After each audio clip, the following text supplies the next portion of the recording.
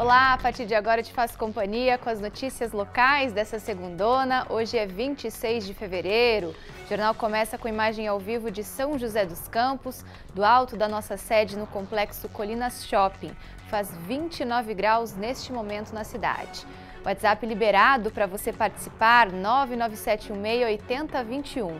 Fique com a gente, o Band Cidade está só começando.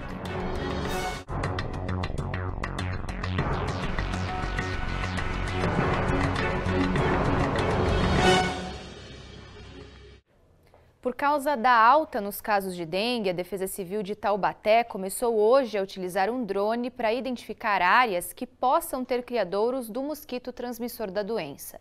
Até agora, a cidade registrou cerca de 1.700 casos confirmados e 2 mortes nesse ano. Ao vivo, a repórter Caroline Correia tem os detalhes da ação. Carol, que região foi fiscalizada? Foi encontrado aí algum criadouro do mosquito Aedes aegypti? Boa tarde. Oi, Carol, boa tarde para você e para todos que nos acompanham. Essa primeira etapa aconteceu no bairro Santa Teresa e as imagens coletadas vão ser agora analisadas pelas equipes da vigilância epidemiológica para saber se teve ou não focos do mosquito. Mas superficialmente o que eles olharam, eles não encontraram esses focos, mas agora vai ter uma parte mais detalhada. Mais cedo eu conversei com o Dr. José Antônio, responsável pelo caso aqui de Taubaté, que explicou melhor sobre essa ação integrada junto à Defesa Civil no uso desse drone. Vamos ouvi-lo? A vinda desse trabalho realizado pela Defesa Civil em parceria com a gente vai possibilitar muitas vezes a gente identificar alguns imóveis que são problema ou alguns imóveis que não são problema e a gente acaba despendendo um certo tempo até conseguir entrar, até conseguir abrir, né, um terreno fechado, por exemplo, um pátio, um galpão fechado. Eventualmente você pode, com o drone, verificar que ali não há nenhum tipo de risco, não há nenhuma coisa que possa servir de criadouro para o mosquito e você segue adiante, isso vai dar um rendimento melhor no trabalho que, diga-se de passagem, nós estamos bem sobrecarregados mesmo. Bom, e também tem um trabalho pós encontrar os focos do mosquito da dengue e eles forem nessa casa, tiver uma pessoa, claro, eles vão conversar para poder acabar com esse criadouro.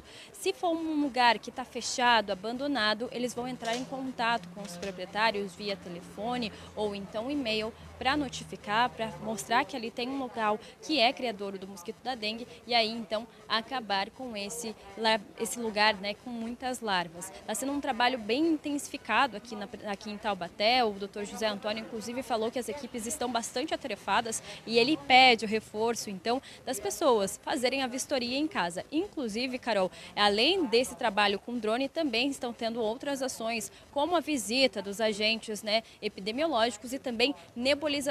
Esse trabalho vai se seguir pelos próximos dias aqui em Taubaté, vai visitar outros lugares. E só para a gente fechar, eu estou aqui na UPA Central, onde está acontecendo os atendimentos específicos de dengue. Dá para ver que tem bastante gente, né? O próximo boletim epidemiológico da cidade sai na próxima quinta-feira, mas a cidade aí tem confirmados mais de 1.700 casos de dengue. Carol, a gente segue acompanhando de perto essa situação aqui em Taubaté.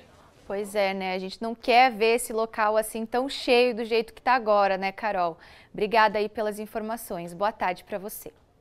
As chuvas que atingiram Paraibuna no fim de semana deixaram um rastro de estragos na cidade, que decretou estado de emergência na madrugada de ontem. Hoje, a Defesa Civil divulgou situação de alerta para o município por conta do risco de escorregamentos. No sábado, um trecho da Tamoios, no município, chegou a ficar completamente bloqueado devido a um alagamento. Na região central de Paraibuna, 20 casas foram inundadas e os moradores perderam móveis. Lama e rachaduras na pista. O temporal do fim de semana deixou um rastro de estragos na principal ligação entre o Vale do Paraíba e o litoral norte. Imagens de celular mostram a quantidade de água que invadiu a rodovia dos Tamoios na altura de Paraibuna. Parte do guarda-reio caiu. A dona Marina mora de frente para a rodovia há 42 anos e nunca viu uma chuva como essa. Imagens feitas por vizinhos mostram que a casa dela parecia uma cachoeira. Ela conta que precisou se segurar em uma mesa para não ser levada pela correnteza. A água estava dando já na altura, né, de 1 metro e pouco, já quase 1,5 metro de água na porta. Na hora eu me veio assim, não vai aguentar a porta, vai estourar. Eu saí rapidinho na área. Foi a hora que eu subi, Jesus, eu cheguei na área já perto da cadeira. Ao subir na cadeira, eu subi em cima da mesa. A rua no fundo da casa do Romário, na Vila Amélia, também continua cheia de água, mesmo um dia depois das fortes chuvas. O motorista perdeu tudo o que tinha. Sem perder a esperança, eles ainda tentavam salvar alguns móveis. Foi um volume muito alto de chuva. Em questão de 10 minutos, ela alagou a casa inteira. E, infelizmente, não conseguimos recuperar nada. Só o pessoal mesmo, da família, graças a Deus, mas, infelizmente, bem material, nada. A Vila de Fátima foi um dos locais mais prejudicados. Aqui, cerca de 30 casas foram atingidas. Nesta, que fica ao lado do Ribeirão, a lama atingiu todo o local. Dá para ver, inclusive, a altura em que a água chegou. Vinha chuva do Ribeirão, né, que é aqui embaixo, que vinha chuva da rua e vinha também do céu, né, que veio muita água, assim, nossa, uma força de uma água que eu não sei de onde que saiu tanta água daquele jeito. Perdi tudo, perdi geladeira, perdi a minha máquina de lavar, né, a minha geladeira ela praticamente ficou, né, no fundo da água, do lodo, né? Porque não é nem água, é um lodo que vem. A ponte do Ribeirão dos Lavapés, que fica próxima da casa da Maria Esther, cedeu e precisou ser interditada. Uma rachadura chegou a se abrir no solo. Esta outra, que fica no bairro Caracol 3, na área rural de Paraibuna, também foi levada pela força da água. Pelo menos 6 pontes precisaram ser interditadas. Além delas, o muro do cemitério também cedeu. Este vídeo, feito por um morador, mostra as condições de um campo de futebol da cidade completamente invadido pela água. Virou um rio. Com tantos estragos, a Prefeitura de Paraibuna decretou o estado de emergência. Já começamos a distribuição de colchões, de cestas básicas, de material de limpeza e com a equipe agora junto da Defesa Civil do Estado, temos ali uma equipe técnica, fazer avaliação de cada situação, porque terá que fazer projetos para recuperar a ponte. De acordo com a Defesa Civil, em apenas 1 hora foram 75 milímetros de chuva. Durante todo o sábado foram registrados 100 milímetros, o que representa uma quantidade muito grande para tão pouco tempo. Uma quantidade bem razoável de chuva para um período pequeno. Agora é o momento de reconstruir. Postos de doações foram montados e toda ajuda é bem-vinda. Estamos auxiliando as famílias com kit de higiene, kit de limpeza, colchões, cestas básicas, água. Então, muito bom, toda a doação é muito bem-vinda. Vamos batalhar e conquistar de novo que consegue. Na região, mais estragos da chuva. Em São Luís do Paraitinga, o rio voltou ao nível normal depois de atingir o ápice no fim de semana. Hoje, o leito do rio está 1 metro acima do nível normal.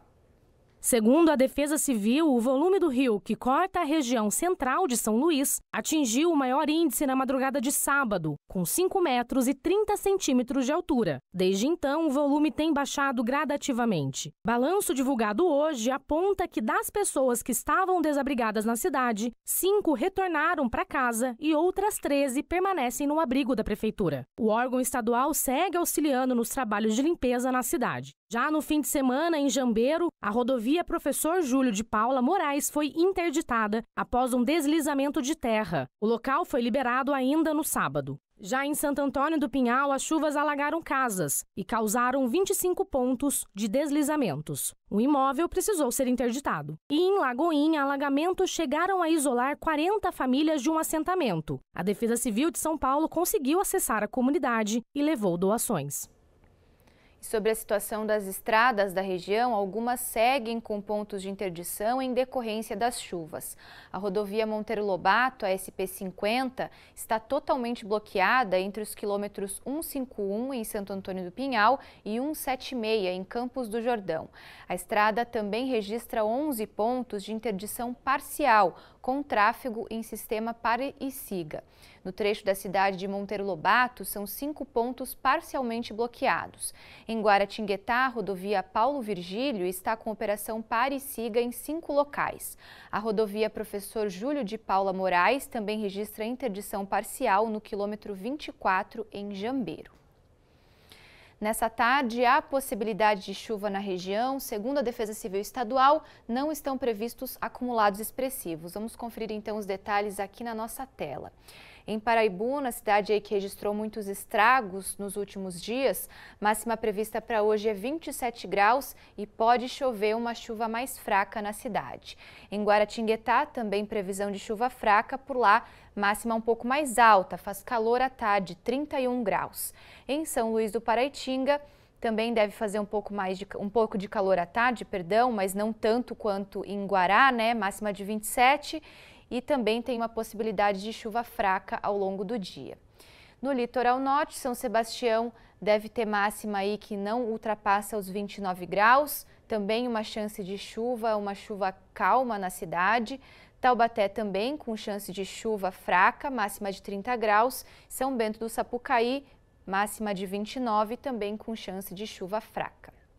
Agora o destaque da previsão do tempo, São José dos Campos hoje também deve chover à tarde, a máxima prevista 29 graus e nos próximos dias tem chance de temporais aqui na cidade, com calor à tarde. Amanhã máxima de 31, quarta-feira 32 graus, quinta-feira máxima de 31 e na sexta-feira máxima de 29 graus em São José dos Campos. E em São José, a Prefeitura anunciou que a nova empresa responsável pela coleta de lixo começa amanhã na cidade. A operação acontece depois de um impasse judicial com a empresa anterior, isso desde o fim do ano passado. Entre os problemas, a demora no serviço e acúmulo de lixo em diversos bairros. A repórter Graziele Geronde traz os detalhes ao vivo de como é que vai funcionar esse novo contrato. Oi, Grazi, boa tarde. Boa tarde, Carol. Pois é, depois de tantas reclamações a respeito do atraso, da demora na coleta de lixo, amanhã então deve começar a funcionar a nova empresa que vai administrar o serviço de coleta de lixo aqui na cidade de São José dos Campos, que será a Eco Liberty Soluções Ambientais. Ela foi vencedora da licitação no último dia 11 de janeiro, com um valor que supera 175 milhões de reais para os 5 anos. Essa empresa foi a que melhor apresentou a proposta das 3 que participaram do pregão, na fase de lances do pregão presencial. Essa informação de que a nova empresa vai começar a operar amanhã aqui em São José dos Campos foi confirmada pelo prefeito Anderson Farias nas redes sociais. Vamos ouvir o que ele disse.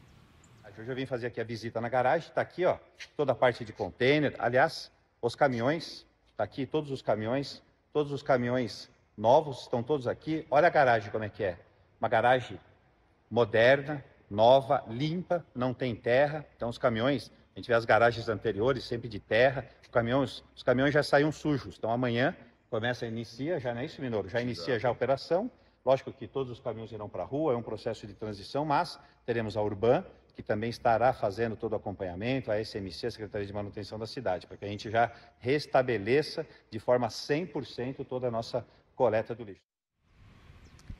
E, além disso, o prefeito também falou que os veículos vão contar com um botão de pânico e um botão de comunicação entre os coletores e a cabine do motorista para qualquer imprevisto. A gente lembra, Carol, que desde dezembro a prefeitura já vinha intervindo no serviço de coleta de lixo devido aos impasses com a Beta Ambiental. Carol.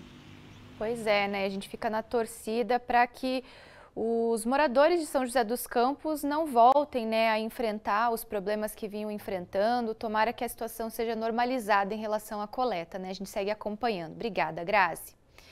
Em Jacareí, a polícia investiga o abandono de um bebê recém-nascido encontrado na madrugada de ontem dentro de uma mochila. Segundo o boletim de ocorrência, o menino foi encontrado por uma moradora que ouviu o choro da criança em frente a um asilo no bairro Parque Meia Lua. Imagens de uma câmera de segurança da rua flagraram o momento do abandono. No local, o recém-nascido ainda estava com o cordão umbilical e usando um moletom.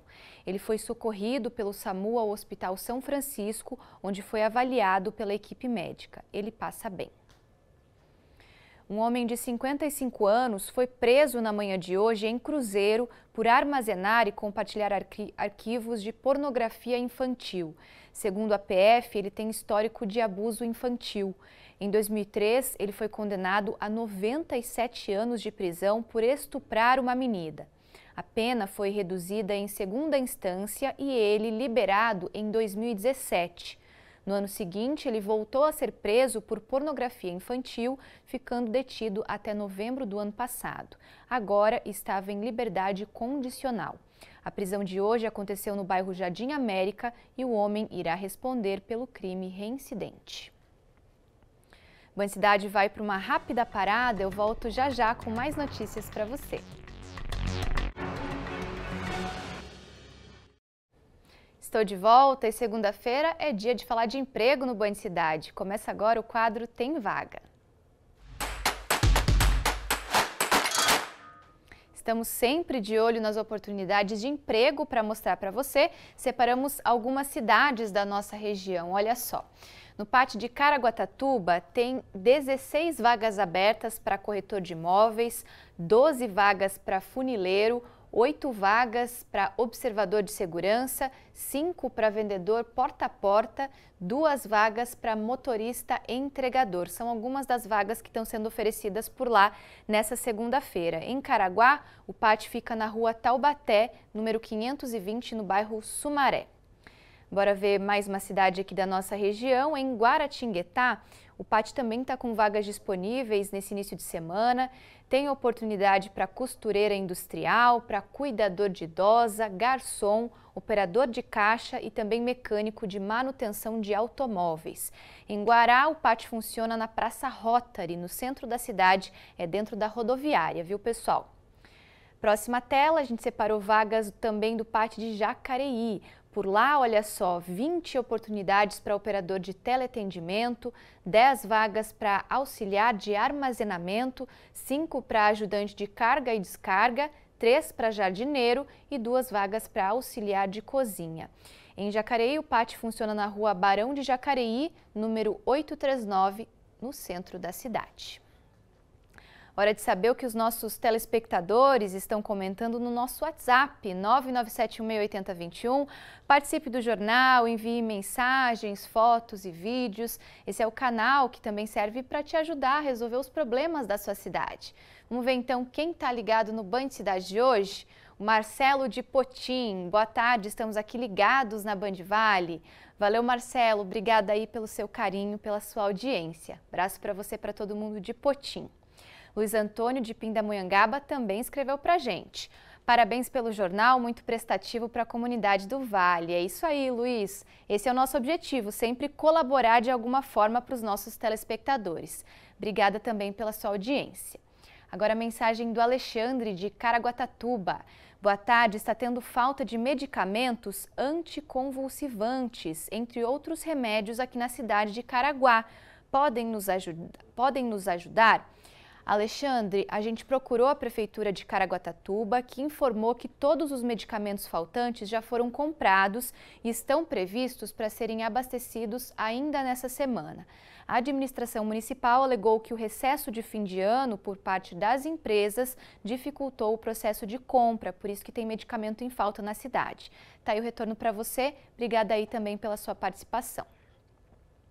Band Cidade vai para um rápido intervalo. A seguir, desenhistas se reúnem em São José dos Campos para retratar pontos urbanos. O olhar único de cada um que imprime no papel detalhes e estruturas do cenário da cidade. Eu volto em instantes.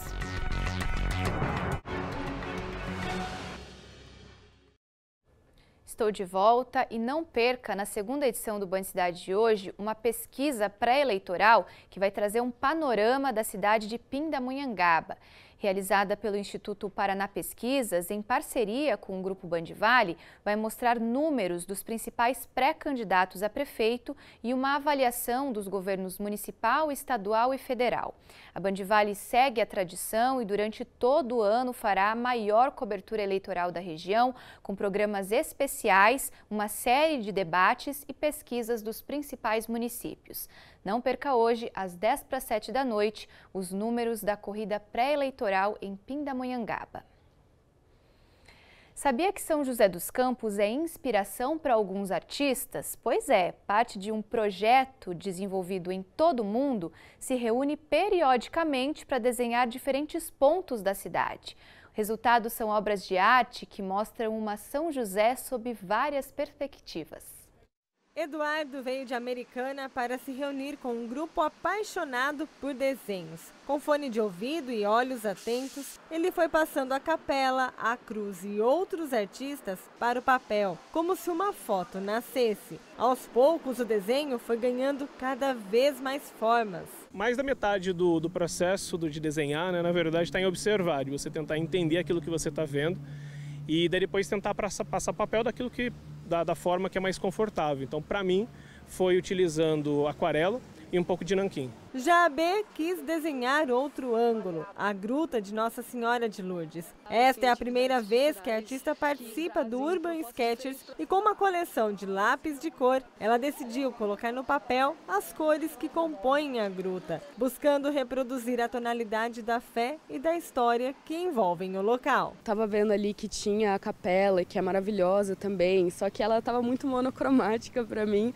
então eu quis pegar essa referência diferente de cores e de crescimento e tudo mais, e a gruta se encaixava perfeitamente nisso. Ela tem toda essa selva em volta, todas essas flores e muitas cores. O Eduardo e a B são alguns dos artistas que fazem parte do Urban Sketchers. O grupo existe desde 2007 no mundo, mas aqui em São José dos Campos ele nasceu durante a pandemia. Na sombra das árvores, os apaixonados por desenhos passam para o papel os pontos turísticos que observam. Um trabalho que exige foco, concentração e muita observação. O objetivo é captar uma imagem do que está acontecendo no lugar, é uma parte da história do lugar, por isso a gente não desenha da imaginação, sino que desenha da observação do que está acontecendo no momento. E o interessante é como se você estivesse tirando uma foto, só que está desenhando, né? Dessa vez, o ponto escolhido para se transformar em desenho pelo grupo foi a Capela Nossa Senhora da Saúde. Construída a partir do desejo do menino Antoninho, ela guarda uma história de fé e devoção. E agora é retratada por meio de tantos traços e técnicas. Escolhemos a capela porque arquitetonicamente é atrativa. Tem vários pontos diferentes para desenhar, como a gruta e também tem a estátua, né? E ela tem uma história de trás. Então, também é um monumento que é um prédio tombado, que faz parte da história da cidade. Ela foi um desejo do idealizador deste hospital, Hospital Antoninho da Rocha Mármore, para que fosse construída, para ser um sinal de esperança para todos que estivessem doentes, especialmente naquela época. Hoje essa capela, além de ser uma capela pública também, porque tem missas, né, às vezes tem algumas outras liturgias, também abriga os seus restos mortais, porque ele está em processo de canonização pela igreja. E ver esse símbolo da história retratado por tantas mãos habilidosas é como fazer um resgate da importância que o local tem para São José dos Campos. É uma maneira também de se expressar, né, de valorizar as obras de cultura da nossa cidade, de outros lugares, colocar a sua alma num desenho. Ao final do encontro, os artistas se unem para trocar experiências. Os desenhos são carimbados para identificá-los como parte do movimento. E claro que o momento não poderia deixar de ser registrado. Ao olhar o resultado, os sentimentos se misturam. É uma mistura de alegria com frustração. Porque uma grande parte das vezes o seu desenho não sai aquilo que você imagina, né? E é difícil você, né, fazer um desenho perfeito toda hora, né? Então você tem que entender que essas imperfeições faz parte do momento, né?